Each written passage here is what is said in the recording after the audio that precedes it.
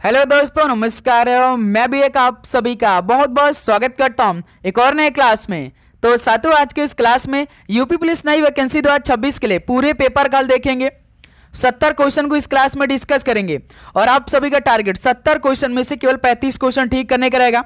तो साथियों, जैसा कि आप जानते हैं कि यूपी पुलिस का जो परीक्षा होता है वो केवल 2 ही घंटे में समाप्त होता है और इन्हीं 2 घंटे में आप सभी को 38 क्वेश्चन जीके हल करने के लिए मिलते हैं, 37 क्वेश्चन हिंदी मिलते हैं, 38 क्वेश्चन मैथ के मिलते हैं और 37 क्वेश्चन रीजनिंग के मिलते हैं। 150 क्वेश्चनों का आपका पेपर होता है। एक क्वेश्चन सही करते हैं तो आपको 2 नंबर मिलता है। 300 नंबर का आपका पेपर होता है और इस बार आप पूरे 150 क्वेश्चन को अटेम्प्ट कर सकते हैं, चाहे आप गलत करें चाहे आप सही करें, क्योंकि 2026 के पेपर में माइनस मार्किंग को हटा दिया गया है।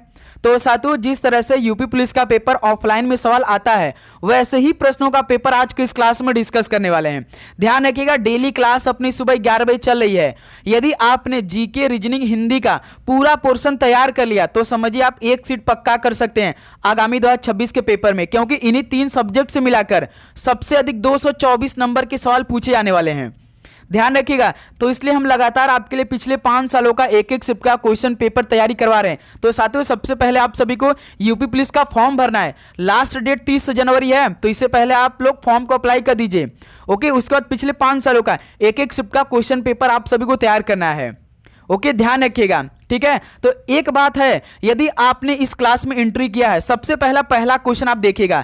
लास्ट के 70 क्वेश्चन आपको देखना ही देखना है। इससे क्या होगा कि जब आप अपने पेपर में ऑफलाइन में बैठेंगे तो अपने अंदर एक आदत बनी रहेगी कि आपका एक भी क्वेश्चन छूटेगा नहीं। आपको ये लगेगा कि हमें 1 से लेकर पूरे 150 क्वेश्चन तक जाना ही जाना है, चाहे हमसे गलत हो चाहे सही हो, लेकिन हमें पूरे 150 क्वेश्चन को अटेम्प्ट करना है। तो साथियों, आज के इस क्लास में आप सभी से प्लीज रिक्वेस्ट करेंगे, यदि आप सभी का टारगेट 2026 एग्जाम, तो भाई 1 से लेकर लास्ट 70 क्वेश्चन तक आप जाइए, सभी क्वेश्चनों का एनालिसिस करिए, अपनी तैयारी को परखिए कि आप सभी की तैयारी किस लेवल की हो रही है इस टाइम। ओके, समय बहुत नहीं है भाई। वैसे तो आप जानते हैं कि यूपी होमगार्ड की जो नई भर्ती आई थी उसका एग्जाम डेट भी आ चुका है, 25 से लेकर 27 अप्रैल के बीच होने वाला है, जो कि 3 दिनों में समाप्त हो रहा है।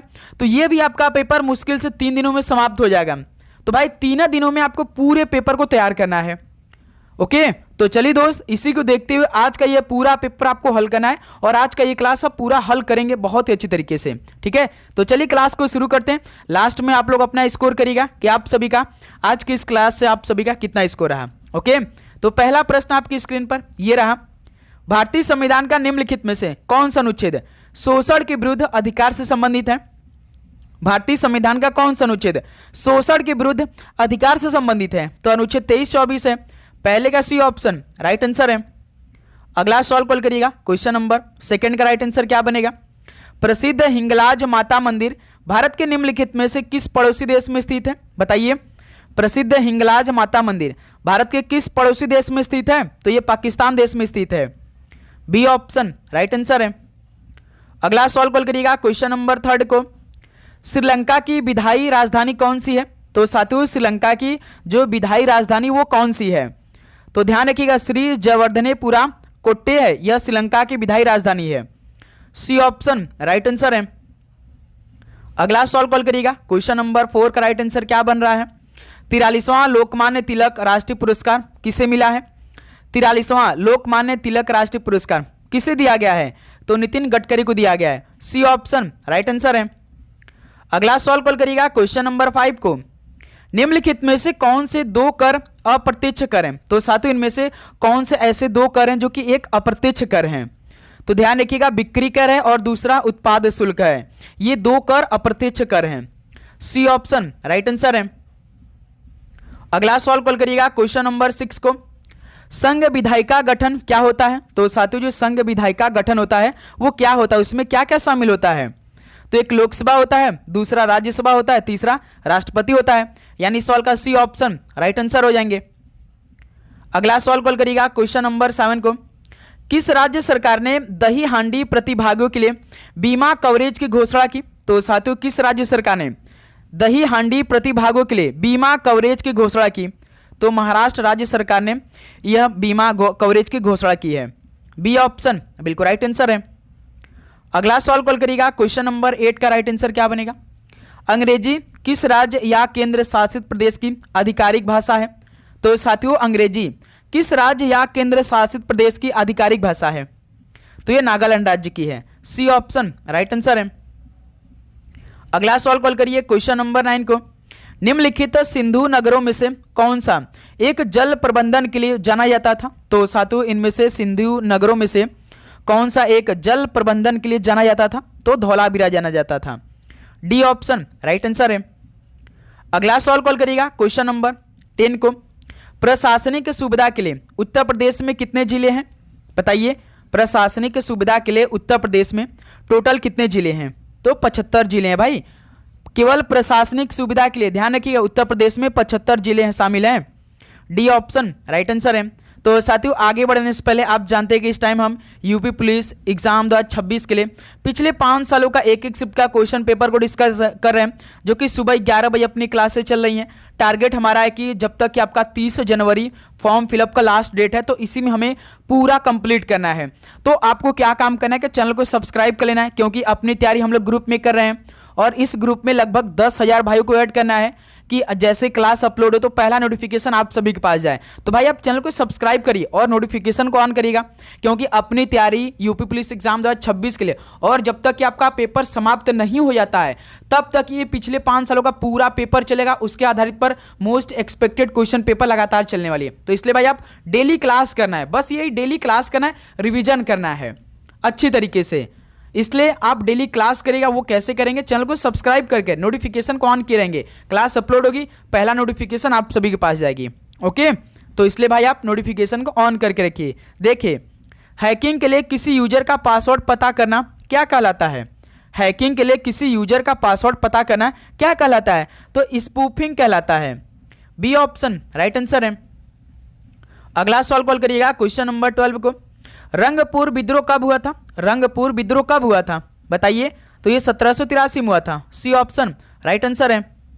अगला सवाल कॉल करिए क्वेश्चन नंबर 13 को। 98वें ज्ञानपीठ पुरस्कार से किसे सम्मानित किया गया है? बताइए, 98वें ज्ञानपीठ पुरस्कार से किसे सम्मानित किया गया है? जो जगत गुरु रामभद्राचार्य और गुलजार को सम्मानित किया गया है 98वें ज्ञानपीठ पुरस्कार से, डी ऑप्शन बिल्कुल राइट आंसर है। अगला सवाल कॉल करिएगा क्वेश्चन नंबर 14 को। भारत के किस शहर को दुनिया का सबसे पुराना शहर माना जाता है? साथियों, भारत के किस शहर को दुनिया का सबसे पुराना शहर माना जाता है?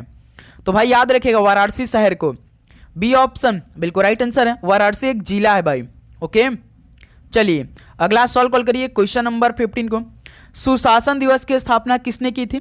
सुशासन दिवस की स्थापना किसने की थी? तो देश के प्रधानमंत्री श्री नरेंद्र मोदी जी ने किया था सुशासन दिवस की स्थापना, ऑप्शन ए राइट आंसर है। अगला सवाल कॉल करिएगा क्वेश्चन नंबर 16 का राइट आंसर क्या बनेगा? विद्युत धारा के चुंबकीय क्षेत्र की खोज किसने की? विद्युत धारा के चुंबकीय क्षेत्र की खोज किसने किया था? तो ऑस्टेड ने किया था, ऑप्शन ए बिल्कुल राइट आंसर है। अगला सवाल कॉल करिएगा क्वेश्चन नंबर 17 को। कालबेलिया सपेरा जनजाति निम्नलिखित में से किस भारतीय राज्य से है? कालबेलिया सपेरा जनजाति किस भारतीय राज्य से है? तो ये राजस्थान राज्य से है, बी ऑप्शन बिल्कुल राइट आंसर है। अगला सवाल कॉल करिएगा क्वेश्चन नंबर 18 को। उस स्थान का उल्लेख कीजिए जहां संयुक्त राष्ट्र पर्यावरण कार्यक्रम UNEP का मुख्यालय स्थित है। तो साथियों उस स्थान का उल्लेख कीजिए जहां संयुक्त राष्ट्र पर्यावरण कार्यक्रम UNEP का मुख्यालय स्थित है। तो इसका मुख्यालय कहां पर है UNEP का? तो नैरोबी में स्थित है, बी ऑप्शन राइट आंसर है। अगला सवाल कॉल करिएगा क्वेश्चन नंबर 19 को। भारत में किसी राज्य की पहली महिला मुख्यमंत्री कौन थी? तो साथियों भारत में किसी राज्य की पहली महिला मुख्यमंत्री कौन बनी थी? सुचेता कृपलानी बनी थी, ऑप्शन है बिल्कुल राइट आंसर हो जाएंगे। ओके, चलिए अगला सवाल कॉल करिएगा क्वेश्चन नंबर 20 को। भारत की एकता और अखंडता को बनाए रखना और उसकी रक्षा करना प्रत्येक नागरिक का कौन सा कर्तव्य है? बताइए, भारत की एकता और अखंडता को बनाए रखना और उसकी रक्षा करना प्रत्येक नागरिक का कर्तव्य क्या होता है? तो भाई संप्रभुता है, सी ऑप्शन बिल्कुल राइट आंसर है। ओके, चलिए अगला सवाल कॉल करिएगा क्वेश्चन नंबर 21 को। जमीन से ऊपर वायुमंडल तक ओजोन की मोटाई किस रूप में व्यक्त की जाती है? तो साथियों जमीन से ऊपर वायुमंडल तक ओजोन की मोटाई किस रूप में व्यक्त की जाती है? बताइएगा, तो ये डॉप्सन इकाई के द्वारा व्यक्त की जाती है, बी ऑप्शन राइट आंसर है। अगला सवाल कॉल करिएगा क्वेश्चन नंबर 22 को। एशियाई खेलों में स्वर्ण पदक जीतने वाले पहले भारतीय महिला कौन थी? एशियाई खेलों में स्वर्ण पदक जीतने वाली पहली भारतीय महिला कौन थी? तो ध्यान रखिए, कमलजीत संधू थी, जो कि एशियाई खेलों में स्वर्ण पदक जीतने वाली पहली भारतीय महिला थी। डी ऑप्शन राइट आंसर है। अगला सवाल कॉल करिए क्वेश्चन नंबर 23 को। पद्मश्री से सम्मानित होने वाली पहली भारतीय नर्तकी एक ट्रांसजेंडर कौन है? तो साथियों, पद्मश्री से सम्मानित होने वाली पहली भारतीय नर्तकी एक ट्रांसजेंडर कौन है? तो वो नर्तकी नटराज हैं। सी ऑप्शन राइट आंसर है। अगला सवाल कॉल करिएगा क्वेश्चन नंबर 24 का राइट आंसर क्या बनेगा? भारत की नवीनतम विदेश व्यापार नीति की समयावधि कितनी है? तो साथियों, भारत की जो नवीनतम विदेश व्यापार नीति है, इसकी समयावधि कितनी है? कब से लेकर कब तक है? 2015 से लेकर 2020 के बीच है। ऑप्शन ए राइट आंसर है। अगला सवाल कॉल करिए क्वेश्चन नंबर 25 को।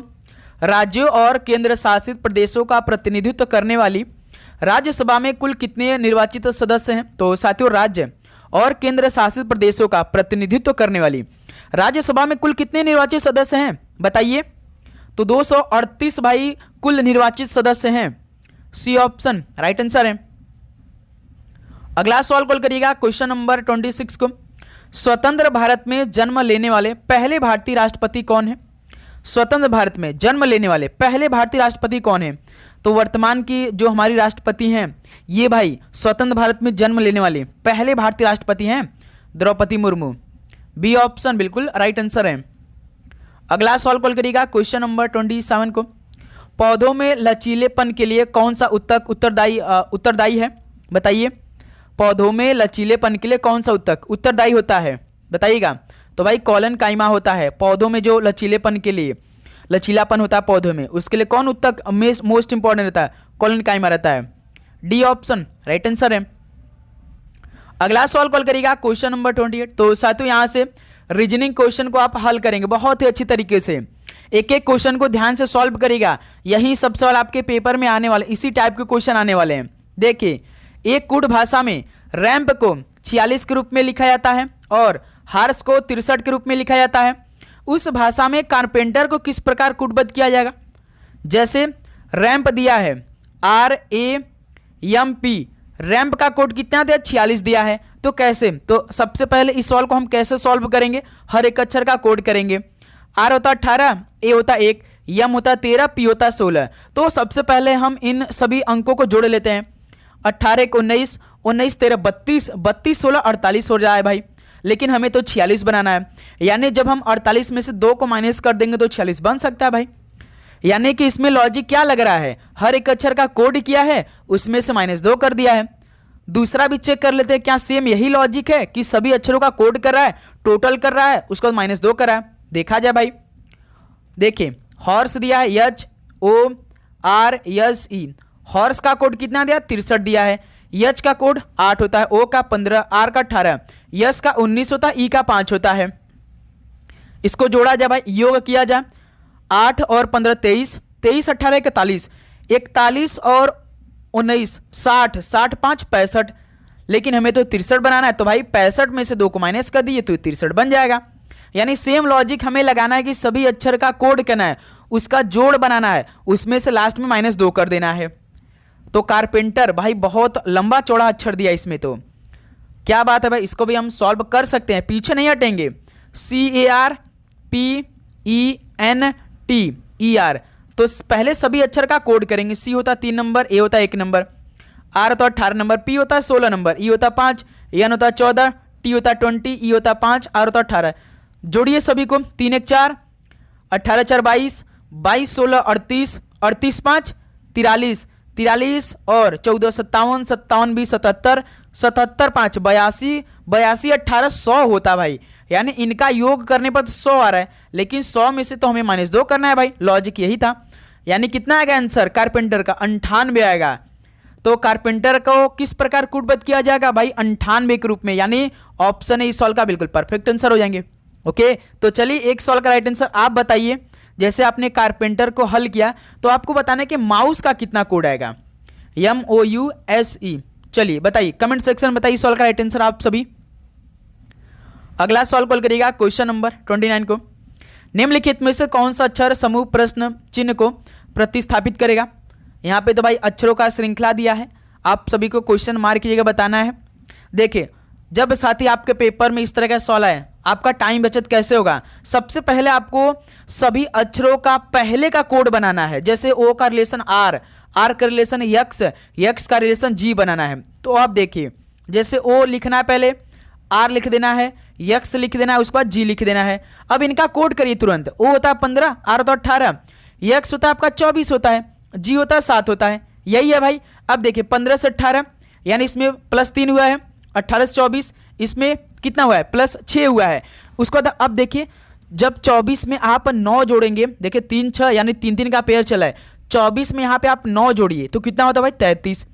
अब आपको ये मालूम होना चाहिए कि ए से लेकर जेड तक 26 होता है। जैसे हम 27 पे बढ़ते हैं ए से शुरुआत होता है, जैसे 27 पे, 28 पे बी, 29 पे सी, 30 पे डी, 31 पे ई, 32 पे एफ, 33 पे जी होता है। तो देखिए यहाँ पे 24 में हमने 9 को जोड़ा तो कितना है भाई 33 है। 33 पे कौन अच्छा रहता है, जी आता है। देखिए यहाँ पे जी दिया है ना, तो इसमें लॉजिक क्या लग रहा है भाई +3 +6 +9 यानी 3 3 का आगे बढ़ाकर कोड करा है। यानी 9 में हम इस बार कितना जोड़ेंगे भाई, 9 में +3 करके जोड़ेंगे 7 में। 9 में यदि हम 3 को जोड़ेंगे तो भाई 12, 12 में यदि 9 में 3 को जोड़ेंगे 12, 12 में 7 को जोड़ेंगे, 12 में 7 जोड़ेंगे कितना आएगा भाई 19 आएगा। अब 19 पे कौन अच्छा रहेगा, यस आएगा। यानी यहां से हमारा यस आंसर मिलेगा, यानी यस से हमारा ऑप्शन मिलेगा, या तो यस सी होगा या तो यस बी होगा। अब दूसरे का अक्षर हमें सॉल्व करना है भाई, दूसरे अक्षर का कोड हमें बनाना है। देखिए जी का रिलेशन यल से, यल का रिलेशन क्यू से, क्यू का रिलेशन भी से। देखिए यहाँ पे जी दिया है, यल दिया है, क्यू दिया है, उसके बाद भी दिया है। जी होता है 7, यल होता है 12, क्यू होता है 17, भी होता है 22। 7 से 12 यानी 7 में +5 जोड़ा है, 12 में 17 इसमें +5 जोड़ा, 17 में 5 जोड़ा 22। इसमें लॉजिक भाई +5 का लग रहा है। तो इसी प्रकार 22 में 5 जोड़ दिए 27, 27 पे कौन आता है ए आता है। हमने आपको बताया ना कि ए से लेकर जेड तक 26 होता है, जैसे 27 बढ़ेंगे वो फिर से ए से शुरुआत होता है, तो यहाँ पे 27 ए हो जाएगा, यानी यस से हमारा आंसर होगा। तो भाई यहाँ पे क्या आएगा, अगली संख्या, अगली अक्षर यस से आएगा, ऑप्शन ए बिल्कुल राइट आंसर हो जाएंगे। ओके ध्यान रखिएगा आप लोग। चलिए अगला सवाल कॉल करिएगा क्वेश्चन नंबर 30 को। यदि ई का अर्थ गुणा है, एफ का अर्थ भाग है, जी का अर्थ प्लस है और एच का अर्थ माइनस है, तो इस समीकरण का मान क्या होगा। तो साथियों यहाँ पे समीकरण दिया है, आपका नंबर दिया है और कुछ अक्षर दिया, लेकिन सभी अक्षरों की जगह आपको प्रश्न के हिसाब से रखना है भाई। चलिए पहले समीकरण को हम लोग बना लेते हैं। देखिए 8 जी है, जी का अर्थ प्लस है तो जी की जगह प्लस रख दिया जाए भाई, 36 हो जाएगा। 36 के बाद देखिए यफ है, यफ का अर्थ भाग है तो यफ की जगह भाग रख दीजिए। 6 यच है, यच का अर्थ क्या दिया है माइनस है तो यच की जगह माइनस रख दीजिए, 6 हो जाएगा। फिर देखिए ई है, ई का अर्थ गुणा है तो ई की जगह गुणा रख दीजिए भाई, यहाँ पे 3। ये समीकरण तैयार है, इसमें बॉर्ड में स्कीम लगा दीजिए। 8 प्लस 6 का भाग 36 में देंगे तो 6 बार में, माइनस 6 का गुणा 3 में करेंगे तो 18 बार में। अब देखिए 8 6 14 यहाँ और -18, यानी भाई 14 से आपको -18 करना है, यानी यहाँ से कितना आएगा -4 आंसर आ जाएगा भाई, क्योंकि 18 तो बड़ा है 14 छोटा है, तो क्या आएगा माइनस पहले लग जाएगा, घटेगा उतना ही भाई 18 में 14, लेकिन पहले माइनस का साइन आएगा, यानी इस सवाल का बी ऑप्शन बिल्कुल राइट आंसर हो जाएंगे। ओके तो साथियों आपको किसी भी प्रश्न पे डाउट होगा तो कमेंट सेक्शन में आप जरूर बताइएगा, डाउट लेकर आप नहीं चलेंगे भाई। ओके चलिए अगला सवाल कॉल करिए क्वेश्चन नंबर 31 को। अक्षरों के दिए गए समूह से विषम पद को चुनिए, यानी 4 ऑप्शन दिया गया है, इनमें से एक विषम है भाई, वही विषम आपको बताना है। बताइए, जैसे पहला ऑप्शन आपका कॉमिक है, दूसरा सूझ है, तीसरा टच है, चौथा मैडम है। बताइए भाई कहाँ तक आप इसमें लॉजिक लगा रहे हैं, क्या लॉजिक लगा रहे हैं, आप कहाँ तक सोच सकते हैं, सोचिए परखिए, उसके बाद राइट आंसर दीजिए। मुश्किल से केवल आपके नजरों का ये खेल है भाई, नजर आपने ध्यान से दे दिया तो सवाल आपका सॉल्व हो जाएगा। तो देखिए साथी इसमें लॉजिक क्या लगा है, देखिए इसमें 2 बार सी है भाई, क्या है भाई इसमें सी कितनी बार है 2 बार, यानी सी का पुनरावृत्ति हुआ, यानी सी का डबल हुआ है। उसका देखिए यस का इसमें 2 बार आया है भाई, यस का पुनरावृत्ति हुआ है। टच में देखिए भाई कोई भी किसी भी अक्षर का एक भी बार पुनरावृत्ति नहीं हुआ, यानी 2 बार कोई भी अक्षर नहीं लिखा गया टच में। मैडम में देखिए यम 2 बार लिखा है, यानी भाई जो आपका ऑप्शन पहला था, ऑप्शन बी था और ऑप्शन डी था, इसमें किसी न किसी अक्षर का 2 बार पुनरावृत्ति हुआ है। लेकिन भाई टच वाले में देखिए, टच वाले में TOUCH में किसी भी अक्षर का 2 बार नहीं लिखा गया है। यानी इसमें कौन सा विषम हो जाएगा, यही सी ऑप्शन विषम हो जाएगा। ओके, सभी को समझ में आया? टच में भाई कोई भी ऐसा एक भी अक्षर या शब्द नहीं है जो कि 2 बार लिखा गया है, इसीलिए भाई इसमें ये विषम हो रहा है, सी ऑप्शन। ओके, चलिए अगला सवाल कॉल करिएगा, क्वेश्चन नंबर 32 को। निम्न श्रेणी में गलत संख्या ज्ञात करिए। तो भाई इसमें आप सभी को गलत संख्याओं ज्ञात करना है। 135, 226, 353, 552, 739। बताइए भाई, ये जो सवाल हल किया भाई समझ जाएंगे, उसकी तैयारी बहुत ही बेस्ट लेवल की है और वो इस बार अपने शिफ्ट में काफ़ी अच्छा स्कोर करने वाला है। बताइएगा ईमानदारी के साथ, बताइए कि आप सभी का ये सवाल सही हो रहा है या नहीं। हल करिए भाई। तो दोस्त मेरे इसमें क्या लगा, देखिए 5 का स्क्वायर कितना होता है 125, 25 में 10 जोड़ देंगे तो 135 हो जाएगा। यानी 5 का स्क्वायर 125, 25 में यदि हम 10 को जोड़ेंगे 125 में तो 135 हो जाएगा। उसी प्रकार 6 का स्क्वायर कितना होता है 216 होता है, 216 में 10 जोड़िए तो 226 बन जाएगा। ठीक है, उसी प्रकार 7 का क्यूब कितना होता है 343 होता है, 343 में 10 जोड़ देंगे तो 353 बन जाएगा। उसी प्रकार 8 का क्यूब प्लस 10 का करते तो हम कितना आता है भाई 522 आता है। लेकिन यहाँ पे देखिए 552 दे रखा है, यानी यही विषम अलग है भाई, यही गलत संख्या है भाई।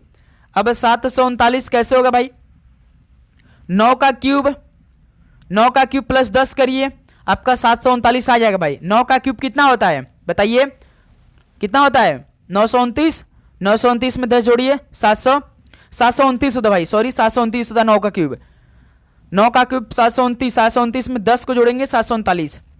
लेकिन यहाँ पर देखिए भाई 8 का क्यूब प्लस 10 करने पर कितना आता हमारा 522 आता है, जो कि 8 का क्यूब 512 होता है, 512 में 10 जोड़ेंगे तो 522 आता है। लेकिन यहाँ पे देखिए 552 दिया है, तो यही क्या है गलत संख्या 552, जो कि सी ऑप्शन बिल्कुल राइट आंसर है।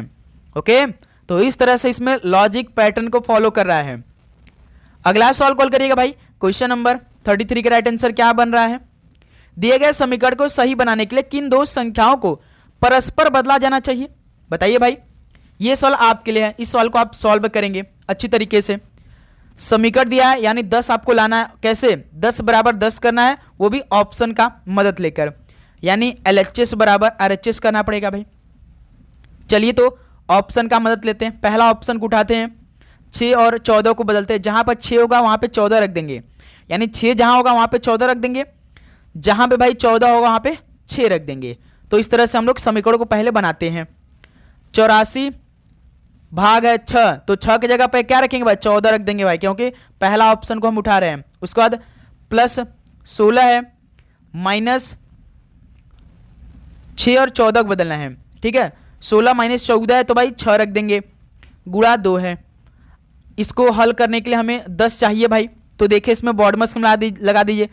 14 का भाग 84 में, यानी 14 6 होता है 84, यानी 14 छंग 84 होता है, प्लस 16 यहाँ से, माइनस 6 दूना 12 यहाँ से।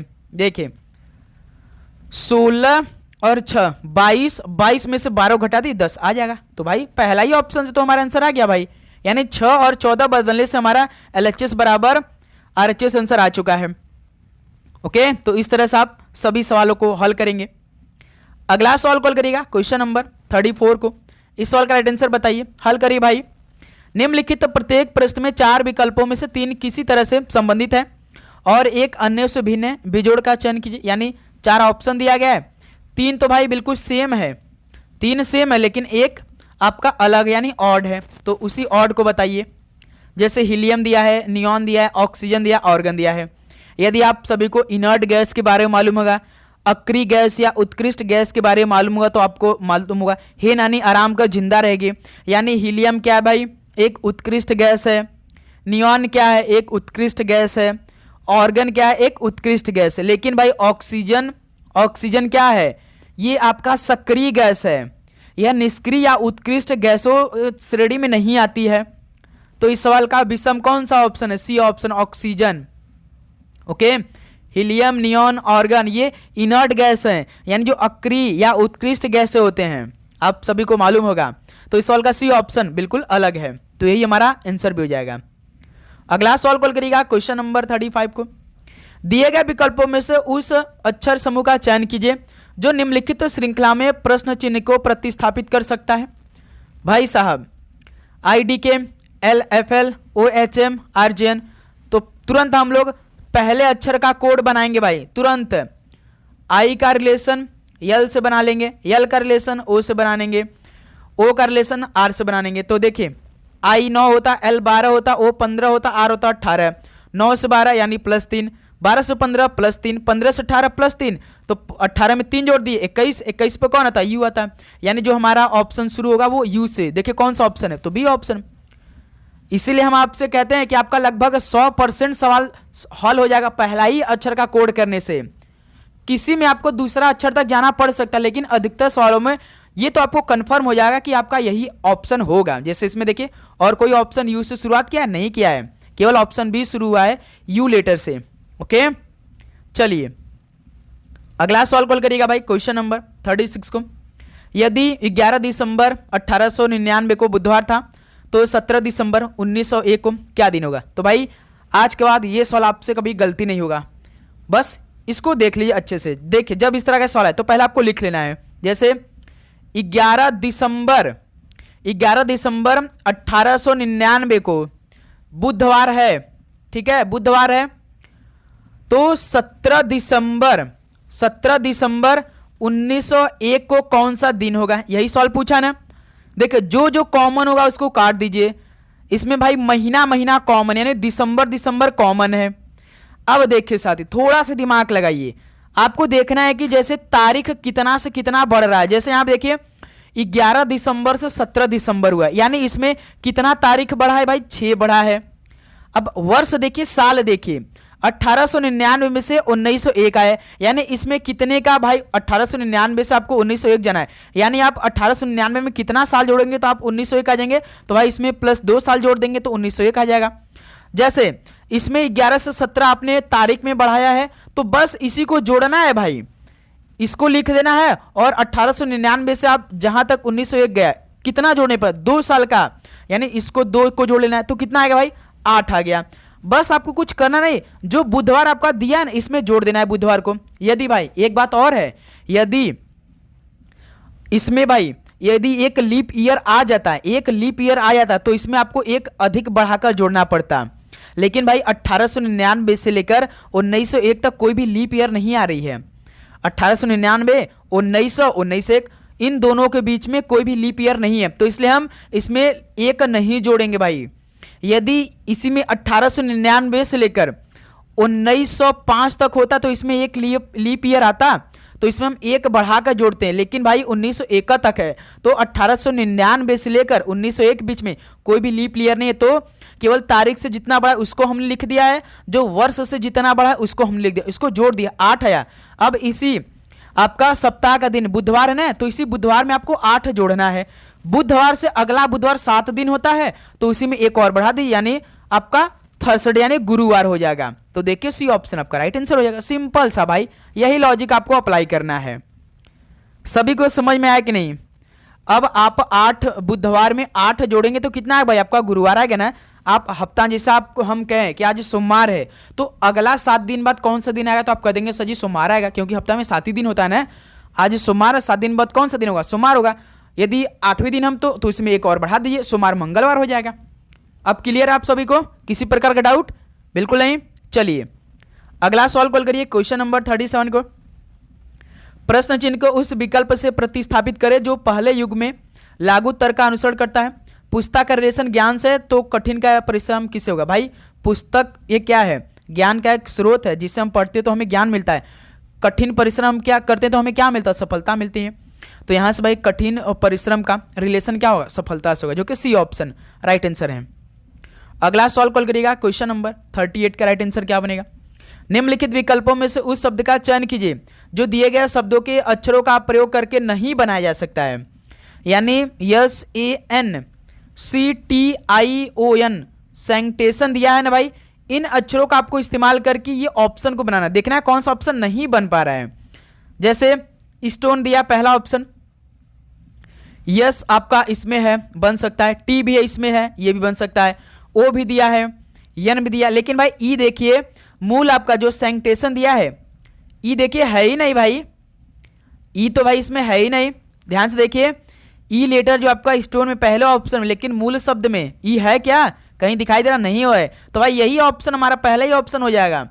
यही स्टोन नहीं बन सकता भाई सैंक्टेशन से। और देखिए सोनिक आपका दिया है, टैकोस दिया है, स्टोइक दिया है, ये तीनों आपका बन सकता है, लेकिन स्टोन नहीं बन सकता है भाई। पहला ही ऑप्शन आपका राइट आंसर हो जाएगा। यही आपको बस देखना होता है इस तरह के सॉल्व में। ओके, चलिए अगला सॉल्व कॉल करिएगा क्वेश्चन नंबर 39 को। निम्नलिखित प्रश्न में दिए गए विकल्पों में से भिन्न संख्या का चयन करिए। भाई साहब ये सवाल काफी अच्छा है, ये भी सवाल को हल करिए। जब साथ इस तरह का सवाल है ना, तो आपको सबसे पहले आपके दिमाग में यही क्लिक होना चाहिए कि हमें सभी नंबरों को ब्रेक करके जोड़ना है। ऑप्शन में देखिए सभी नंबर को हम ब्रेक करेंगे, 6 + 0 + 5 + 4, इसको जोड़िए। 6 में 0 जोड़ेंगे, 6 आएगा, 6 5 11, 11 4 15, ये 15 आया भाई। अब ऑप्शन बी को ब्रेक करेंगे, इनको जोड़ेंगे, 2 + 0 + 3 + 2, 2 2 4 3 7, तो इसको जोड़ने पर भाई 7 आ गया। ऑप्शन सी देखिए 5 + 0 + 2 + 7, कितना आएगा भाई, 5 0 2 7 7 14, ये 14 आ गया।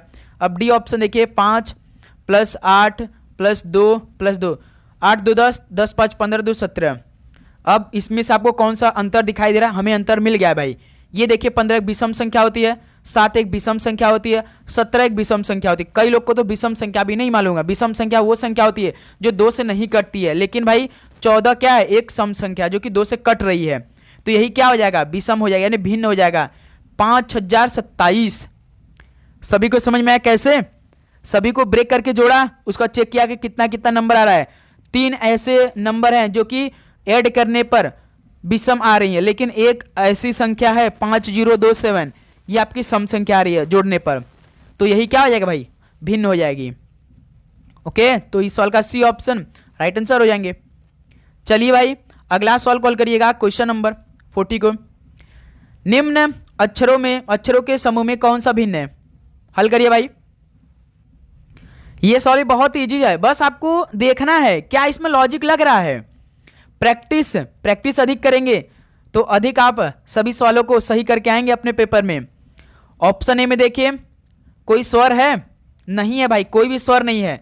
MLAG में देखिए ए स्वर है, XUB 2 स्वर है, U आपका स्वर होता है, AEIOU।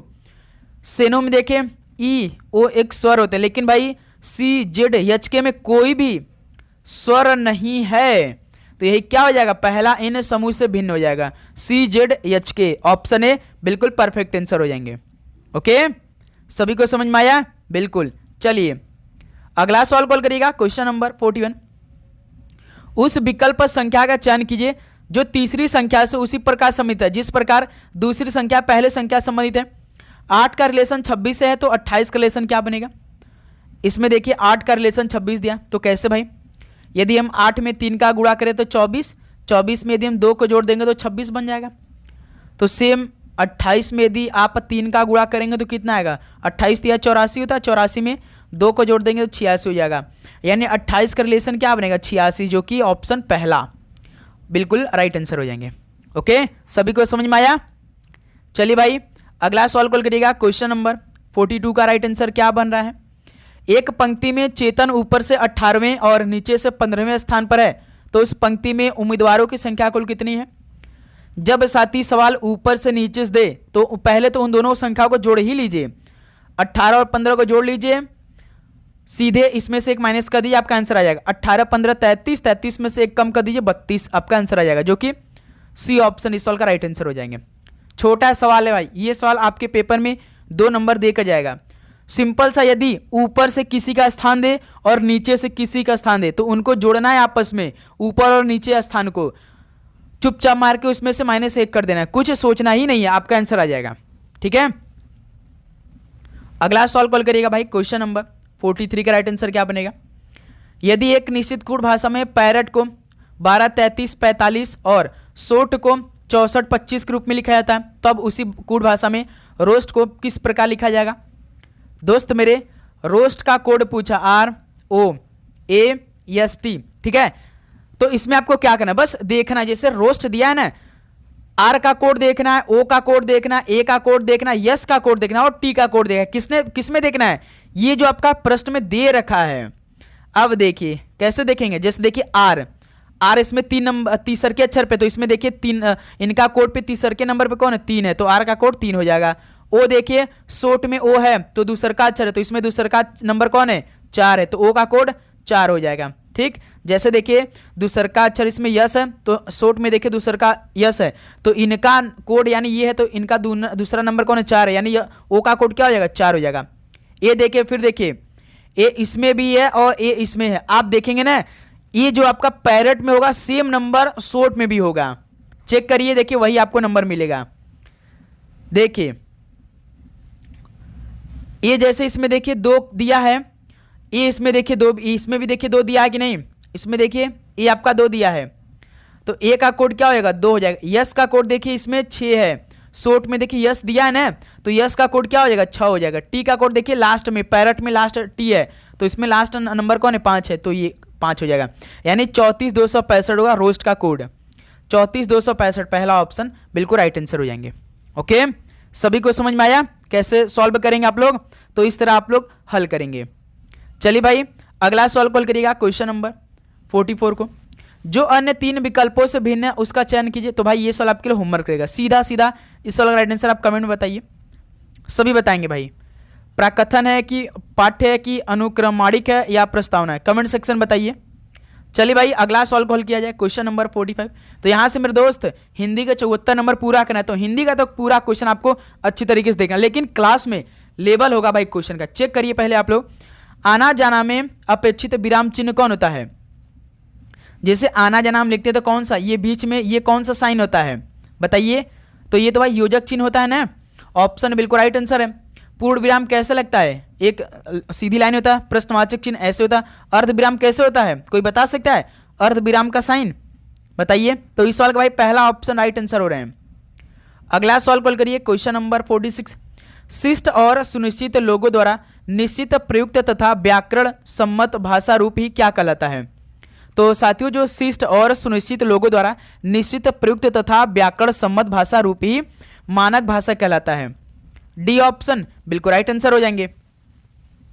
अगला सॉल्व कॉल करिएगा क्वेश्चन नंबर 47, विशेषण से संज्ञा शब्दों में असंगत बताइए, यानी भाई इसमें कौन सा विशेषण है और कौन सा संज्ञा सेम टू सेम आपको बता देना है, यही आपको बताना। जैसे देखिए बड़ा एक विशेषण होता है और संज्ञा एक आपका क्या है, एक बड़प्पन क्या एक संज्ञा होता है, गरीबी क्या होता है विशेषण होता है, ध्यान रखिएगा, गरीबी क्या एक संज्ञा है, अमीर क्या है भाई एक विशेषण है, अमीरी क्या है संज्ञा, ये तो बिल्कुल विशेषण से संज्ञा शब्दों में बिल्कुल समान है, लेकिन भाई पहाड़ जो है ना ये एक संज्ञा में आता है, ये ध्यान रखिएगा, लेकिन जो पहाड़ी है ना भाई ये विशेषण है, तो यही क्या है भाई असंगत है इस सवाल में, तो डी ऑप्शन पहाड़ पहाड़ी क्या है अलग हो जाएंगे, डी ऑप्शन बिल्कुल राइट आंसर हो जाएंगे।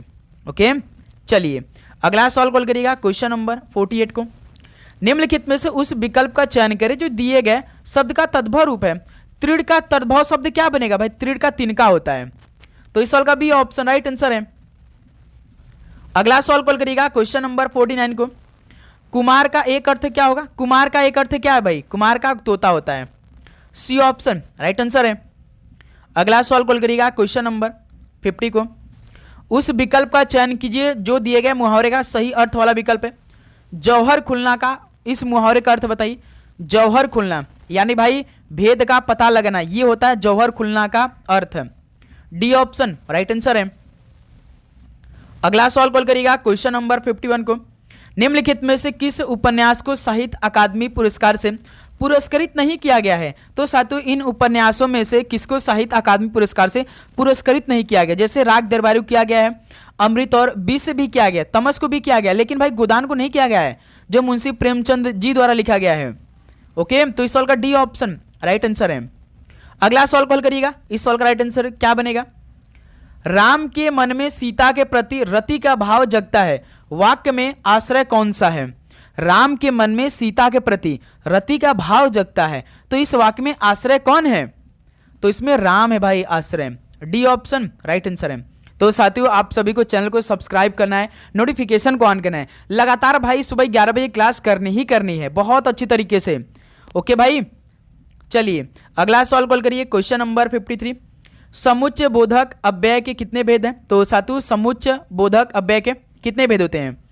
तो 2 भेद होते हैं। कौन कौन से होते हैं बताइए? तो एक तो होता है समानाधिकरण होता है भाई, समानाधिकरण होता है। एक ये अव्यय होता है, दूसरा व्यधिकरण होते हैं। ये समुच्चय बोधक अव्यय के भेद होते हैं, व्यधिकरण होते हैं। ये 2 भेद होते हैं, ठीक है। तो इस सवाल का ऑप्शन है बिल्कुल राइट आंसर है। नेक्स्ट अगला सवाल कॉल करिएगा। क्वेश्चन नंबर 54 का राइट आंसर क्या बनेगा? इनमें से कौन सा शब्द बहुवचन रूप में प्रयुक्त होता है? तो साथियों इनमें से कौन सा शब्द बहुवचन रूप में प्रयुक्त होता है? तो प्राण एक ऐसा शब्द है जो कि ये आपका बहुवचन रूप में प्रयुक्त होता है। ऑप्शन ए राइट आंसर है। अगला सवाल कॉल करिए। क्वेश्चन नंबर 55, कल केस गुरु अनेकार्थक शब्दों के उचित विकल्प को छांटिए। तो साथियों कल केस गुरु अनेकार्थक शब्दों के उचित विकल्प को छांटिए। बीता हुआ दिन, बाल और बड़ा, ये आपका कल केस गुरु अनेकार्थक शब्दों के उचित विकल्प हैं। ऑप्शन यहां से बिल्कुल राइट आंसर है। अगला सवाल कॉल करिएगा। क्वेश्चन नंबर 56 को, जलधि में कौन सा समास है भाई? जलधि में कौन सा समास लगा रहता है? तत्पुरुष समास लगा रहता है। बी ऑप्शन तत्पुरुष समास बिल्कुल राइट आंसर हो जाएंगे। अगला सवाल कॉल करिएगा। क्वेश्चन नंबर 57 को, उस विकल्प का चयन करें जो दिए गए शब्द के तद्भव रूप का सही विकल्प है। तुंद का, बताइए तुंद का तद्भव रूप का सही विकल्प क्या बन रहा है? तुंद यानी तोंद। डी ऑप्शन राइट आंसर है। अगला सवाल कॉल करिएगा भाई। क्वेश्चन नंबर 58 को, निम्न में से कौन सा मध्य स्वर है? बताइए भाई मध्य स्वर कौन सा इनमें से? मध्य स्वर के बारे में डिटेल में भी जानेंगे। मध्य स्वर भाई अ होता है। सी ऑप्शन बिल्कुल राइट आंसर हो जाएंगे। ओके, तो साथियों अब मध्य स्वर आप देखिए क्या होता है, इसको आप पढ़िए अच्छे से। मध्य स्वर यानी मिड वॉवेल का अर्थ संदर्भ के अनुसार बदलता है। व्याकरण में यह वह स्वर है जिसका उच्चारण जीभ के मध्य भाग से होता है, जैसे हिंदी में अ, और यह अग्र या प से स्वर नहीं होता है। जबकि भाषाई संदर्भ में यह मध्यम स्वर, जैसे संगीत में चौथा स्वर या क्रिया के मध्य, जैसे दरवाजा खुल गया, इसको भी संदर्भित कर सकता है। ओके, तो ये आपका मध्य स्वर यानी मिड वॉवेल होता है, ठीक है, ध्यान रखिएगा। अगला सवाल को हल करिएगा। क्वेश्चन नंबर 59 को, विप्सा में कौन सा अलंकार है भाई? विप्सा में कौन सा अलंकार है? तो इसमें शब्दालंकार है। ऑप्शन ए राइट आंसर है। अगला सवाल कॉल करिएगा। क्वेश्चन नंबर 60 को, एक कहानी यह भी, इसके रचनाकार कौन है? एक कहानी यह भी, इसके रचनाकार कौन है? तो मन्नू भंडारी हैं। डी ऑप्शन राइट आंसर है। अगला सवाल कॉल करिएगा। क्वेश्चन नंबर 61 को, निम्नलिखित वाक्यांश के लिए एक शब्द का चयन कीजिए। वह व्यक्ति जो कष्टों से छुटकारा दिलाता है। तो साथियों इन वाक्यांश के लिए एक शब्द बताइए।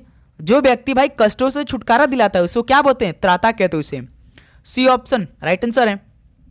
अगला सवाल कॉल करिए। क्वेश्चन नंबर 62 को, यथार्थ का विलोम शब्द क्या होगा? यथार्थ का विलोम कल्पना होगा। डी ऑप्शन राइट आंसर है। अगला सवाल कॉल करिए। क्वेश्चन नंबर 63 को, क्रिया के आधार पर भिन्न वाक्य का चयन करिए। क्रिया के आधार पर भिन्न वाक्य का चयन करना है, तो इनमें से कौन सा है? वह पत्र लिखता है, एक क्रिया के आधार पर भिन्न है भाई। सी ऑप्शन बिल्कुल राइट आंसर हो जाएंगे, ध्यान रखिएगा। अगला सवाल कॉल करिए। क्वेश्चन नंबर 64, निम्नलिखित में से भाववाचक संज्ञा के उदाहरण को चुनिए। भाववाचक संज्ञा के उदाहरण को इसमें आपको चुनना है, तो क्या होता है? एकता होता है भाई, ठीक है। डी ऑप्शन बिल्कुल राइट आंसर है। नेक्स्ट अगला को देखेंगे, तो पहले आप भाववाचक संज्ञा यानी अब्स्ट्रैक्ट नाउन को ध्यान से पढ़ लीजिए। देखिए अब्स्ट्रैक्ट संज्ञा क्या होता है? उन शब्दों को कहते हैं जो किसी व्यक्ति, वस्तु या स्थान के भाव यानी फीलिंग, गुण, क्वालिटी यानी अवस्था, स्टेट या दशा का बोध कराते हैं, जिन्हें हम अपनी इंद्रियों से छू या देख नहीं सकते हैं बल्कि केवल महसूस कर सकते हैं, जैसे खुशी, बुढ़ापा, बचपन, ईमानदारी, मिठास, क्रोध, मित्रता आदि। ये सब क्या आपके भाववाचक संज्ञा के उदाहरण हैं, इसको भी आप ध्यान रखिएगा, ठीक है। अगला सवाल को पढ़िए। क्वेश्चन नंबर 65 को, निम्नलिखित में असंगत बताइए इनमें से कौन सा? जैसे मैं क्या है भाई? एक पुरुषवाचक सर्वनाम है। यह क्या है भाई? एक निश्चयवाचक सर्वनाम है।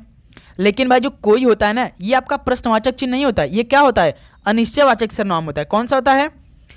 अनिश्चयवाचक सर्वनाम। अनिश्चयवाचक सर्वनाम लगता है भाई इसमें, कोई में प्रश्नवाचक चिन्ह नहीं है, तो ये आपका असंगत है। सी ऑप्शन राइट आंसर है। ओके, चलिए अगला सॉल्व कॉल करिएगा क्वेश्चन नंबर 66। स्त्रीत्व का मानचित्र किसकी रचना है? तो साथियों स्त्रीत्व का मानचित्र किसकी रचना है? तो ये अनामिका की रचना है, सी ऑप्शन राइट आंसर है।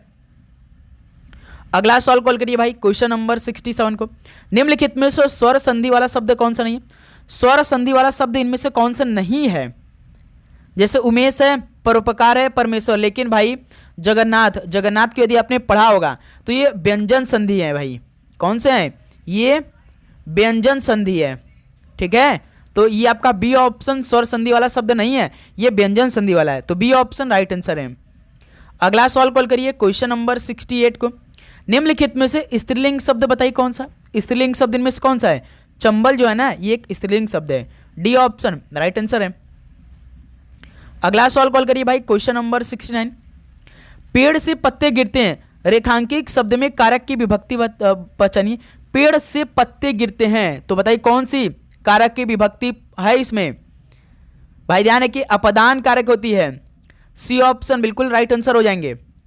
ओके चलिए देखिए भाई, करण कारक अच्छी तरीके से सभी को पढ़ लीजिए आप, बहुत ही अच्छी तरीके से आपको देखना है। जैसे देखिए करण कारक से के द्वारा क्रिया का साधना बताता है, जैसे राम चाकू से फल काटता है। उसका बाद संप्रदान कारक देखिए को के लिए इसका विभक्ति होता है, जिसके लिए क्रिया हो या जिसे कुछ दिया जाए, जैसे गुरु जी को फल दे, उसको क्या बोलेंगे? संप्रदान कारक। उसका देखिए अपदान कारक क्या होता है? इससे अलग यानी से इसका विभक्ति होता है, अलग होने का भाव दर्शाता है अपदान कारक। जैसे पेड़ से पत्ता गिरा यानी अपदान कारक का सवाल पूछा था इसमें। और संबंध कारक भी देख लीजिए, इसका विभक्ति का होता है, के होता है, के होता है, यानी दो संज्ञाओं सर्वनाम में संबंध बताता है। जैसे मोहन का घर, राम का घर, तो ये आपका संबंध कारक है। सभी को समझ में आया? ये आपका पूरा विभक्ति दिया है, ठीक है। चलिए अगला सॉल्व कॉल करिए और लास्ट क्वेश्चन आज के इस क्लास का। निम्न में से कौन सा विकल्प कोयल का पर्यायवाची नहीं है? तो साथियों इनमें से कोयल का पर्यायवाची कौन सा नहीं है? जैसे कोकिला है भाई, सारिका भी है, वन प्रिया, लेकिन लोचन आप जानते हैं कि भाई आंख का ये तो पर्यायवाची है। आंख का पर्यायवाची क्या क्या होता है? जैसे नेत्र होता है, और आप कह देते हैं चक्षु भी होता है, और आप बोल सकते हैं भाई नयन भी, आप जानते होंगे नयन भी होता है, प्लस दृग भी। ये आप याद रखिएगा, दृग याद रखिएगा, दृग होता है किसका? आंख का पर्यायवाची होता है, ठीक है। तो इसमें भाई कोयल का पर्यायवाची लोचन नहीं है, ये आंख का पर्यायवाची होता है, तो बी ऑप्शन इस का राइट आंसर हो जाएंगे। तो साथियों ये 70 क्वेश्चन आपका कंप्लीट हो चुका है। अब बताइए साथी कि आप सभी का आज के सेशन से कितना स्कोर रहा? यदि भाई आपको किसी भी प्रश्न पे डाउट हो तो कमेंट सेक्शन में आप जरूर बताइएगा। डाउट लेकर आप बिल्कुल भी नहीं चलेंगे। ओके लगातार अपनी क्लासें हो रही है बहुत ही शानदार तरीके से। ओके मेरे दोस्त, आपको डेली क्लास करनी है, चैनल को सब्सक्राइब कर लेना है। टारगेट तो हमारा यही रहेगा कि 30 जनवरी तक पूरे 5 साल का पेपर कंप्लीट करना ही करना है, बस आपका साथ चाहिए, ठीक है। वो हम आपका आगे देख लेंगे भाई, ठीक है। तो चलिए दोस्त इस क्लास को यहीं पर समाप्त करते हैं। यूपी पुलिस एग्जाम के लिए कल मिलेंगे सुबह 11 बजे। आप सभी को जय हिंद, जय भारत, पढ़ाई करते रहिए, ऑल द बेस्ट, धन्यवाद।